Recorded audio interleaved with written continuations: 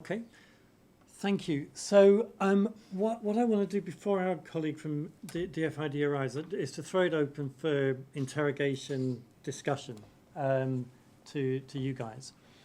I think we take questions in batches of 3 and then proceed on that. And if you could say who you are as well. Hi, I'm Ben Phillips from ActionAid International. Thank you very much. So it'd be interesting to hear about the tax, a bit more on tax. You talked about data. What about around the exchange of information, including... Hi, sorry, you talked about data. What about exchange of information, including for the poorest countries on tax? And in terms of the development finance that's needed for this type of stuff, and I agree with you, growth won't be enough, but isn't the most important development finance for health, education, social protection going to come from countries being able to make the companies that are now making a fortune in Africa pay their fair share of taxes? Thanks, Ben. Christoph, let me just welcome you before we go to the next question. You actually, it's perfect timing in the sense you missed both of the presentations. We didn't know he was going to miss it. I'll try and summarise some of the key points for you in a second, but we're just taking a quick round of questions right now. One over here.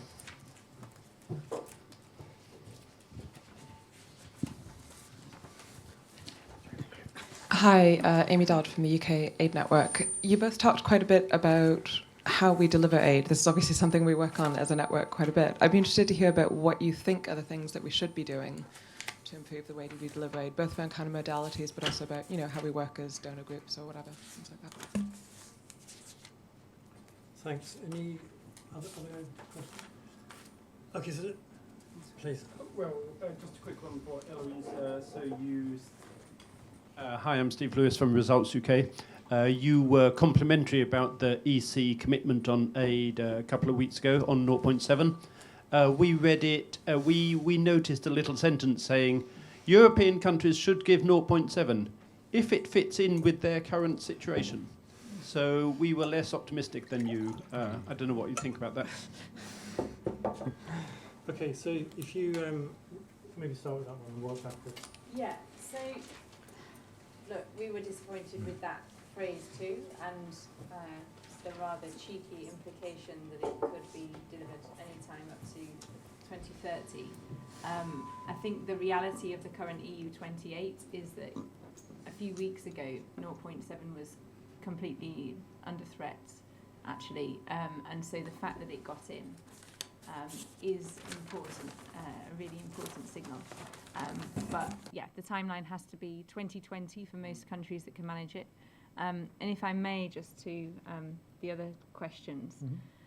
Mm-hmm. So tax, absolutely, really, really important for Addis and the whole domestic resource mobilisation sphere. I think what we're very keen to push for is that there's as much in the outcome document as possible that holds those governments to account immediately.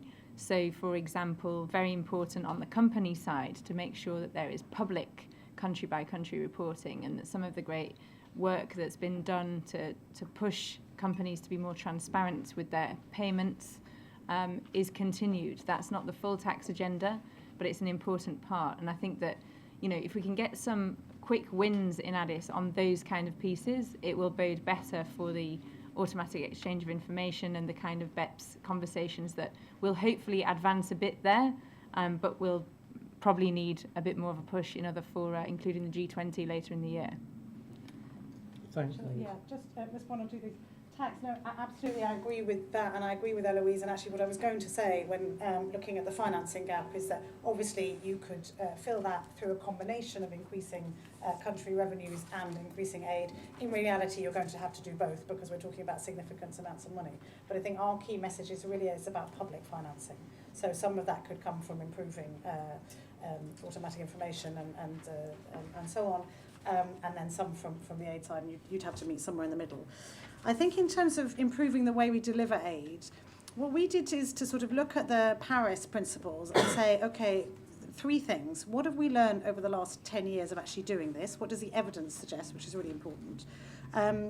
how has the context changed, and how does that change the way we deliver aid, and particularly the whole issue of fragile states? What do we need to do in fragile states better?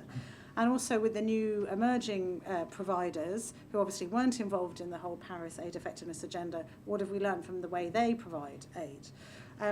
And, you know, to cut a long story short, there were four key things that came up from that. One is focusing on long-term rather than short-term results. That's very much an issue of fragile states, and obviously if you're working in these complex and difficult environments, you can't expect to deliver results overnight. Interestingly, I was speaking earlier on a panel about DFID's approach to multilaterals and the ICAI report on that's just come out today. And that was a thing that they said very clearly there as well, that DFID often goes in and has sort of 3 to 5 year programs and expects to achieve results over that framework. And often the kind of results that you need to achieve are much longer. The second issue, which is a bit related to that, is the whole issue of risk. So particularly if you're working in fragile states, and often in low capacity, low income countries as well, you need to take risks with your money. And that's not a truth that people want to hear, but it is actually the reality. And it's actually more risky not to engage in those contexts, as we've seen in many cases. So actually risk sharing needs to be much more central. The third, and this draws on some of the results that colleagues in our politics and governance team here have done, is that you need to be much more flexible and adaptable in the way you provide aid and respond to local governance conditions, and look at how you can overcome some of the governance bottlenecks that undermine effective aid. And the last one is really speed. You need speed in fragile states, and also particularly some of the newer donors do very well when it comes to speed, so it's also reflecting their agenda. So, I mean, there's many more things that need to be done, but these were the sort of ones that we really picked up on in the report. Okay, thanks, Romney. So, Christoph, I'm not going to try and summarise the argument, but I think and you've probably had a chance to look at both of the reports, but I think the core of the presentations is that, you know, if you look at the trends in poverty towards 2030, that you've got a group of countries who are starting from much further back, you know, much bigger poverty gaps that, you know, are not going to get there. These countries are going to be a focal point, not just for income poverty, for headcount income poverty, but also for education deficits and deficits in health. And that the response in Addis should be to have a greater strength and focus on the least developed countries, including the 50% commitment. And actually both of the reports set out a case from slightly different perspectives on a sort of social compact approach. And so the obvious question is, what is DFID's take on that? Yes, thanks very much, and apologies for being late, just coming out of a meeting. Let's start with the ODA targeting. I think, generally speaking, as in DFID's bilateral program, that remains an absolute top priority, having very clearly targeted ODA where it matters most. And that is where the needs are greatest and where the ability to access other resources of finance is low. And that we were quite happy that has been well reflected in the ICSDF report, by now a year back. So that was an expert committee on sustainable development finance, and is still to a good degree in the draft document in Addis reflected. So I think that is a very, very important priority for us in the Addis negotiations. To more specifically, on the EU recommitment, and it was already mentioned, I think the 0.7 is significant, and I would second that we also were hoping for a far, far better result and far more ambitious timeline on it. But nonetheless, I would say two things on that. One is that this within the time frame of the SDGs. This also means that the EU has committed for a very long time frame to the concept of ODA, and to the concept of ODA as quite a high level. So I think there's two dimensions to it. One is how quickly will countries get there, but the other one is that it's really a strong commitment for a relatively long time frame to provide ODA at a high level. So that's just on that aspect.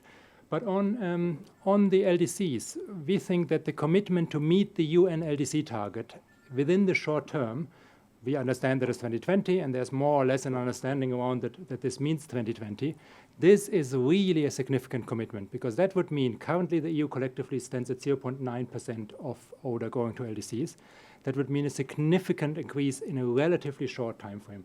So again, that's not perfect. We would have liked to see more there. But we feel that this commitment is a really good one, and we hope that this can be reflected in the outcome document, and hope that other countries, and that is really significant there, because no other country has made any, or no other group of countries has made any similar commitment, that they also will be stepping up in that direction.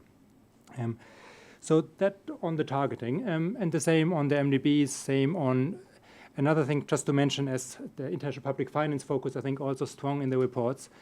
Another good thing is that in the Addis outcome document at this point, it starts to create this common space of international public finance, which includes ODA, can include South-South cooperation, and can include multilateral development bank financing, all with their distinct and separate roles, but all increasingly in a common framework. And why is that significant? Because that would mean that over time you can have a common framework on things such as targeting to LDCs, things such as effectiveness principle, things such as how do climate and poverty eradication relate. So that is building up that common framework step by step and very slowly is an important element in that one as well. On the social compact and the 50%, so we do currently not support the 50% target. DFID and UK already meet it in their bilateral aid, but not when looking at the total. And that is, there's quite a significant issues around the measurability of it, that a number of our global programs are not captured in that, and that therefore it would, even for UK with this very, very strong focus, would be difficult to meet it. More widely internationally, unfortunately, hardly any traction, because we could still support the overall tendency behind it, and then it can find different ways of measuring and different ways of targets, but there's unfortunately little traction behind it. Just another point on LDC, so the G7 commitments, of course, also have come out, and there is what is a new thing for the G7 to say. They have also said that they will revert the decline in ODA to LDCs. Again, one would have wished for much more, but it is a strong statement from the G7 there as well.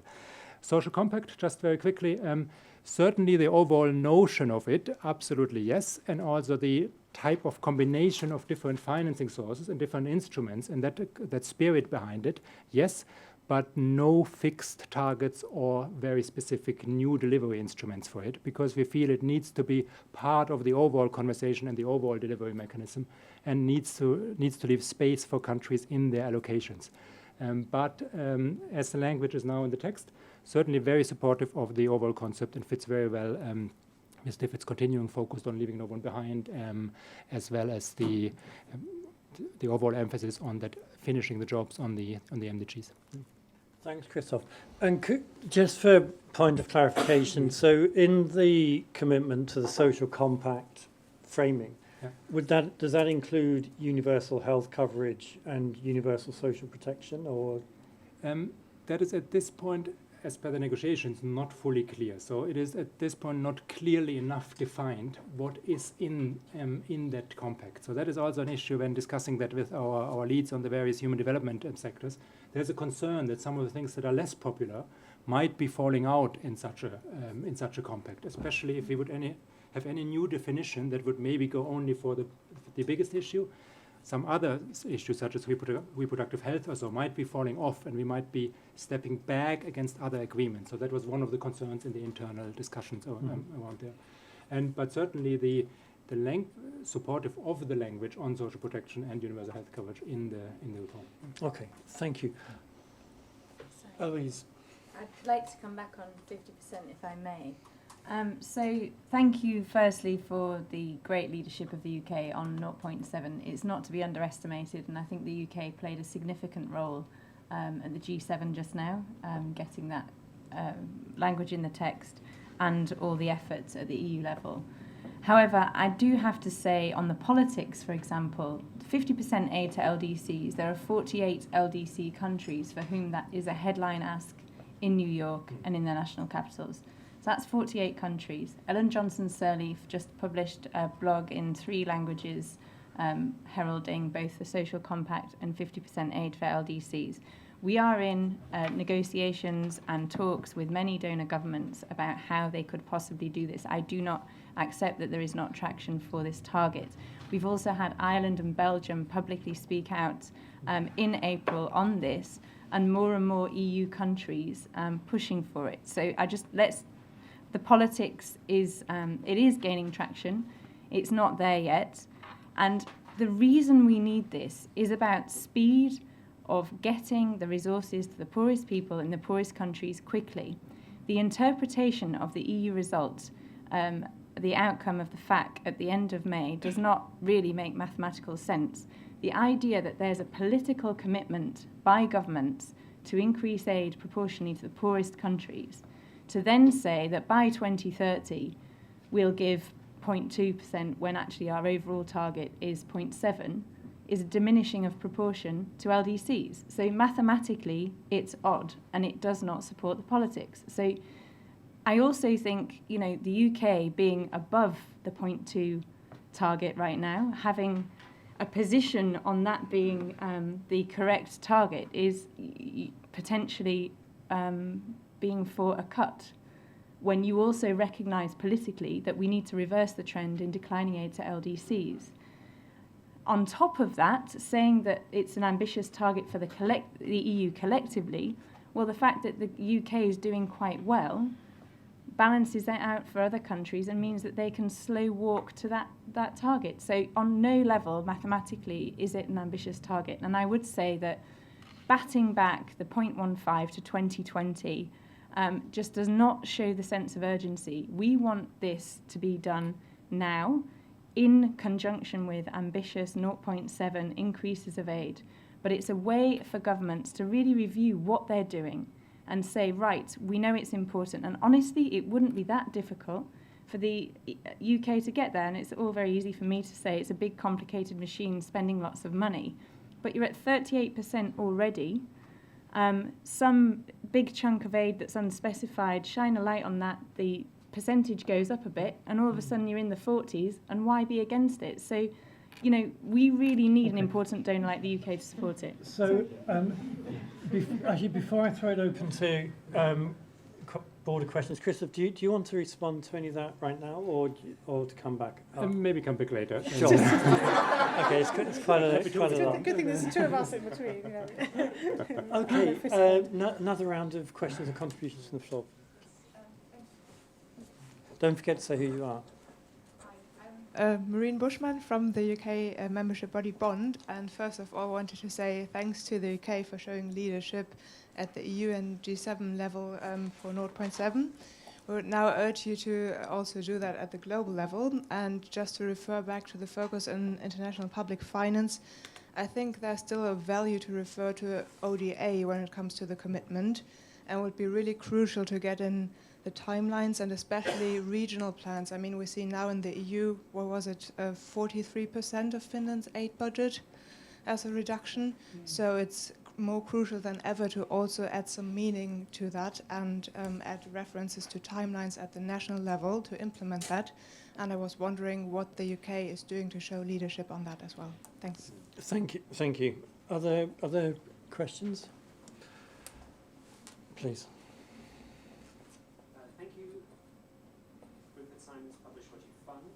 First, another congratulations to DFID. You come joint top of our recent EU aid transparency review. So well done and thank you. See me if you want a copy. Question is on private finance. We've been making good progress at accounting for and tracking public financial flows. We're doing better and better at forecasting those as well. But much of the FFD document is actually about private finance, using public finance to leverage private finance. And as Kevin said, any African leader you talk to will talk about infrastructure, and aid isn't very good at financing growth or infrastructure. Private loans tend to be much better. So there is going to be a lot of private finance, both in the document and in the real world. My question is, how do we make sure that is appropriately directed, pro-poor, and from our point of view, most importantly, monitored and donors, if they're subsidising it, are held accountable for its delivery. Thank you. Anyone over here? Right behind you. Sorry, I'll come to you next.